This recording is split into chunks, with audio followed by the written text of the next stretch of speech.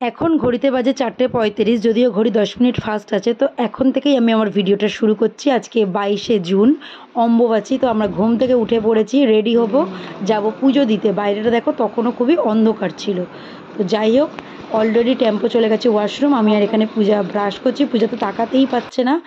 যাই হোক, ফাইনালি আমরা রেডি হয়ে গেছি। বেরোনোর কথা ছিল আমাদের ঘর থেকে 5টায়, কিন্তু আমরা বেরিয়েছি সেই 5:50-এ। লেট আমরা করবই। তো যাই হোক, আমরা বেরিয়ে পড়লাম। আমাদের গাড়িও চলে এসেছে, আর বাইরেটা দেখে যেন মনে হচ্ছে অনেক বেলা হয়ে গেছে। যাই হোক, চলো এবার উঠে পড়ি গাড়িতে। তো আমরা এবার চললাম নৈহাটি বড়মার উদ্দেশ্যে। তো যেহেতু অম্বুবাচী ছিল, সেহেতু একটু ভয় লাগছিল যে আমরা ঠিক টাইম মতো পুজোটা দিতে পারবো কিনা। যাই হোক, ফাইনালি আমরা পৌঁছে গেলাম।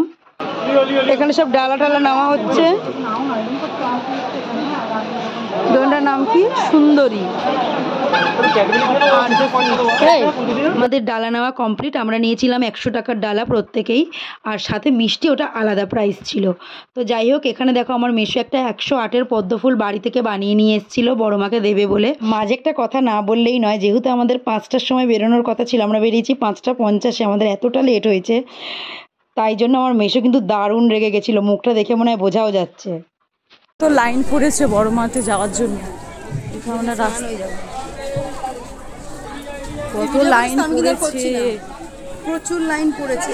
তাও আজকে অম্বুবাচী আছে। পুজো দিতে ঢোকার আগে আমরা এখানে প্রত্যেকে নিজেদের কপালে বড়মার নাম লিখে নিলাম। আসলে বড়মার নামের টিকা বা তিলক যাই বলো না কেন, সেটাই লাগিয়ে নিচ্ছিলাম। লাইন খুবই তাড়াতাড়ি এগোচ্ছে, মানে খুবই ভালো লাগছে। কারণ কি, সবাই বলে যে প্রচুর লাইন দিতে হয়, প্রচুর হয়, কিন্তু আমরাও লাইন দিয়েছিলাম প্রচুর। কিন্তু তারপরেও লাইন ভীষণ ভালোভাবে এগোচ্ছিল। কারণ কি, যেহেতু অম্বুবাচী ছিল, একটা নির্দিষ্ট টাইমে লাগাচ্ছিল, তাই সবাই চাইছিল একটু আগে আগে দিতে। আর অনেকে ওই উদ্দেশ্য হয়তো আসেনি, যদি বাই চান্স না দিতে পারে। আমরা সাহস নিয়ে গেছি, বড়মা আমাদের সহায় হয়েছে। আমরা পুজোটা ভীষণ সুন্দরভাবে দিতে পেরেছি।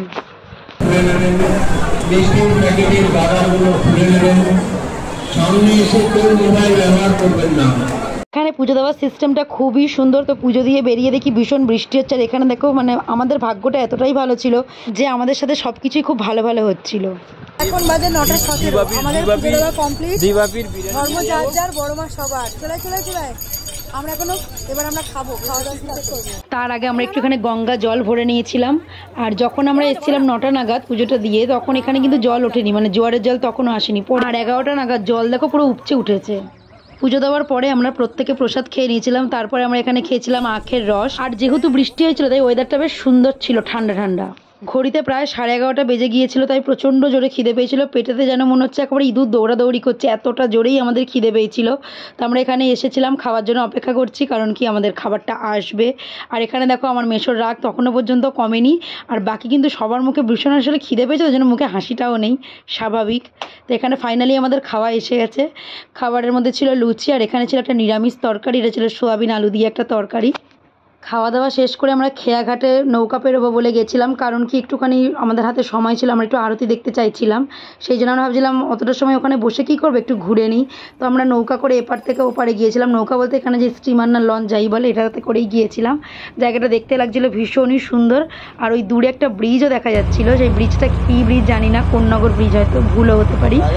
তো এখানে আমাদের স্টিমারটা ছেড়ে দিল।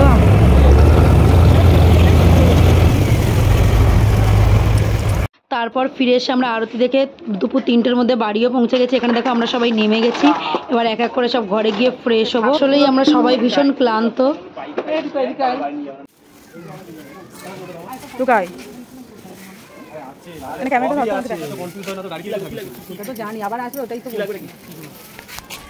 তারপর বাড়ি এসে ফ্রেশ হয়ে আমরা খেতে বসে গেছিলাম। দিদা আমাদের জন্য বানিয়ে রেখেছিল গরম গরম খিচুড়ি আর পাঁপড় ভাজা, আর ছিল পটল ভাজা, আলু ভাজা, আরও অনেক রকম ভাজা ছিল, আর সাথে ছিল আম। কিছু খাওয়া সেরে আমরা সবাই একটা লম্বা টানা ঘুম দিয়েছিলাম। কারণ আমাদের যেহেতু রাতে ঘুম হয়নি, সেহেতু আমরা ভীষণ ক্লান্তও ছিলাম। তো একটা লম্বা টানা ঘুম দিয়ে দিয়েছিলাম। তারপর সন্ধ্যেবেলায় উঠে চা টা খেয়ে গল্প টল্প করে এই বাড়ি চলে যাচ্ছিলাম। Bye bye, good night. Good night, সাবধানে যেও। টাটা রাজা, সাবধানে যেও। তো এখানেই আমি আমার ভিডিওটা শেষ করছি। টাটা।